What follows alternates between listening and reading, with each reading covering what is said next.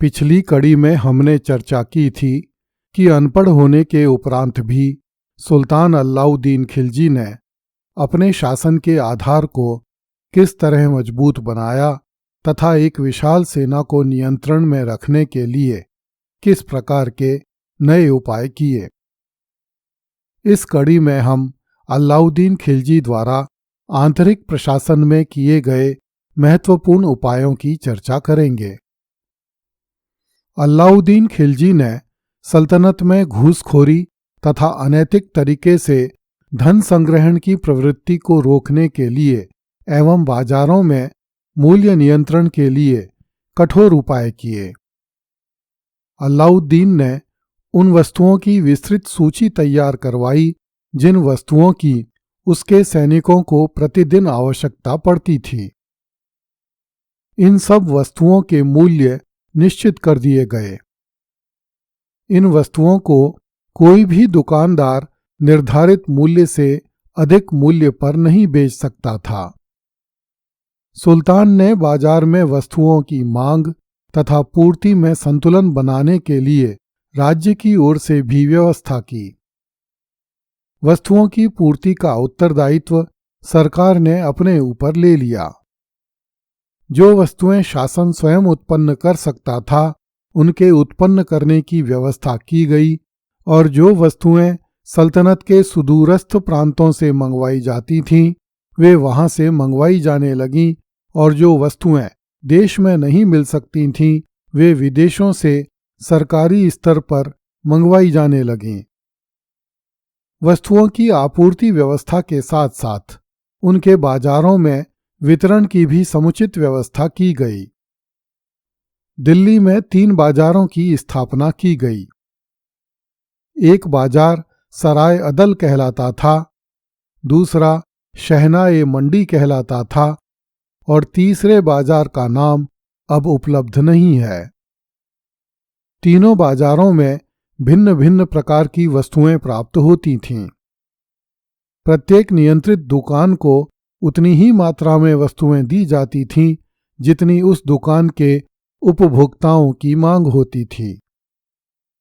अलाउद्दीन खिलजी ने बाजार में कई श्रेणियों के अधिकारी नियुक्त किए और उन्हें आदेश दिए कि वे बाजारों पर कड़ा नियंत्रण रखें।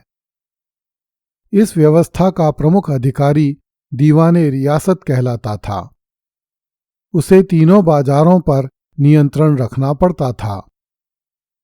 दीवाने रियासत के नीचे प्रत्येक बाजार में 3 पदाधिकारी नियुक्त किए गए थे। पहला पदाधिकारी शाहनाह अर्थात निरीक्षक, दूसरा बरीदे मंडी अर्थात लेखक और तीसरा मुनियान अर्थात गुप्तचर कहलाता था। शाहनाह बाजार के सामान्य कार्यों को देखता था। बरीद घूम घूम कर बाजार का नियंत्रण करता था और मुनियान गुप्त एजेंट अथवा कारदार होता था। बरीद बाजार की पूरी सूचना शाहनाह के पास भिजवाता था। शाहनाह इस सूचना को दीवाने रियासत के पास भेजता था और दीवाने रियासत सुल्तान के पास भेज देता था। मुनियान को सुल्तान स्वयं नियुक्त करता था। वह बाजार की अपनी अलग रिपोर्ट तैयार करके सीधे ही सदर दफ्तर में भेजता था। यदि उसकी तथा अन्य पदाधिकारियों की रिपोर्ट में कुछ अंतर पड़ता था तो गलत रिपोर्ट करने वाले को बड़ा कठोर दंड दिया जाता था। सुल्तान उन लोगों को भी कठोर दंड देता था जो बेईमानी करते थे और त्रुटि युक्त बाट रखते थे। कहा जाता है कि जो व्यापारी जितना कम तोलता था उतना ही मांस उसके शरीर से काटने के निर्देश दिए गए थे। परंतु कोई ऐसा उदाहरण नहीं मिलता जब इस नियम को कार्यान्वित किया गया हो। सुल्तान की ओर से कपड़ों का मूल्य भी निर्धारित किया गया, परंतु इस मूल्य पर कपड़ा बेचने में व्यापारियों को हानि होने की संभावना थी। इसलिए व्यापारियों में कपड़े के दुकानों का अनुज्ञा पत्र लेने का साहस नहीं होता था। इसलिए सुल्तान ने कपड़े का व्यापार मुल्तानी व्यापारियों को सौंप दिया। इन व्यापारियों को कपड़ा खरीदने के लिए राजकोष से धन मिलता था और कपड़ा बिक जाने पर इन्हें निर्धारित कमीशन दिया जाता था। सुल्तान ने पशुओं के क्रय विक्रय पर भी राज्य का पूरा नियंत्रण रखा और उनका मूल्य निर्धारित कर दिया। प्रथम श्रेणी के घोड़ों का मूल्य 100 से 120 टंक, दूसरी श्रेणी के घोड़ों का 80 टंक और तीसरी श्रेणी के घोड़ों का 65 से 70 टंक निश्चित किया गया। टट्टुओं का मूल्य 10 से 25 टंक निश्चित किया गया। दूध देने वाली गाय का मूल्य 3 से 4 टंक और बकरियों का मूल्य 10 से 14 जीतल निश्चित किया गया। बाजार की अन्य वस्तुओं की तरह गुलामों तथा वेश्याओं का भी मूल्य निश्चित किया गया। गुलामों का मूल्य 5 से 12 टंक तथा वेश्या का मूल्य 20 से 40 टंक निश्चित किया गया। कुछ उत्तम गुलामों के दाम 100 से 200 टंक हुआ करते थे। बड़े सुंदर गुलामों के लड़के 20 से 30 टंक में खरीदे जा सकते थे। गुलाम नौकरानियों का मूल्य 10 से 15 टंक हुआ करता था। घर में कामों के लिए गुलाम 7 से 8 टंक में खरीदे जा सकते थे। तत्कालीन मुस्लिम लेखकों द्वारा दी गई इस मूल्य सूची के आधार पर कहा जा सकता है कि अधिकतर वस्तुओं के भाव मनमाने तरीके से निर्धारित किए गए थे। इंसानों की बजाय पशु महंगे थे।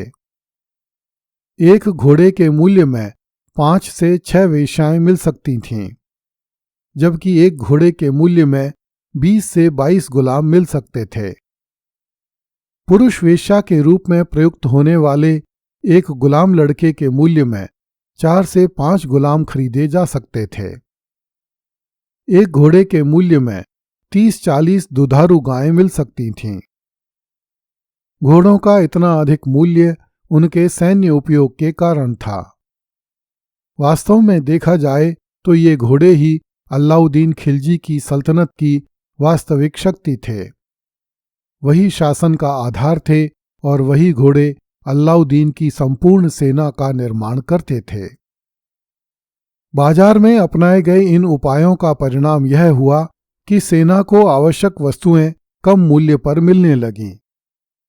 सैनिकों के लिए यह संभव हो गया कि वे कम वेतन में भी सुखमय जीवन व्यतीत कर सकें और अपने परिवार का ठीक से पालन कर सकें। इन व्यवस्थाओं का कुछ लाभ जनता को भी अवश्य मिला। सुल्तान ने बाजार से दलालों को निकाल दिया तथा उनके नेताओं को कठोर दंड दिया। दलालों को बाजार से हटा देने से समस्त चीजों के मूल्य राज्य द्वारा निर्धारित स्तर पर बने रहे तथा बाजार से कालाबाजारी जैसी हरकतें समाप्त हो गईं। Doctor KS. लाल ने विभिन्न तथ्यों के आधार पर यह सिद्ध किया है कि बाजारों का यह नियंत्रण केवल राजधानी तथा उसके आसपास तक ही सीमित था। डॉक्टर लाल के अनुसार अलाउद्दीन खिलजी की सफलता भावों को कम करने में उतनी नहीं है जितनी कि एक लंबे समय तक भावों को नियंत्रण में रखने में है। जियाउद्दीन बर्नी ने लिखा है कि सुल्तान की मृत्यु पर्यंत वस्तुओं के भाव एक जैसे ही बने रहे। अगली कड़ी में देखिए, हिंदू रियाया को पेट भर अनाज भी नहीं दिया अलाउद्दीन खिलजी ने। कृपया इस चैनल को लाइक, सब्सक्राइब एवं शेयर करें। धन्यवाद।